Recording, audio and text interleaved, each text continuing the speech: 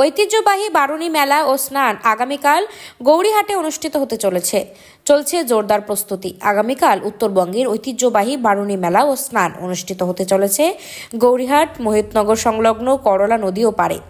উত্তর বাহিনী নদী করলা নদীতে স্নান করে গঙ্গার পুণ্য লাভ করে বলে ভক্তরা জানিয়েছেন। আর আজ জোর কদমে চলছে মেলার প্রস্তুতি।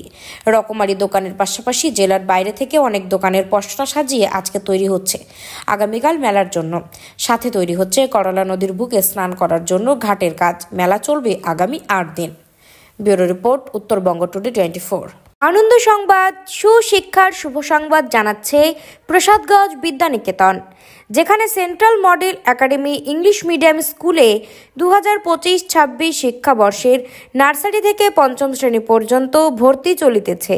শুধু তাই নয়, দুস্থ ও মেধাবী ছাত্রছাত্রীর জন্য পড়াশোনা সম্পূর্ণ বিনামূল্যে।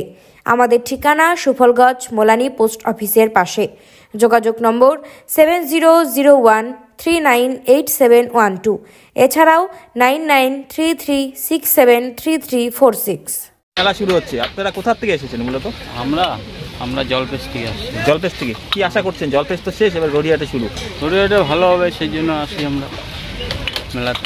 কি এনেছেন?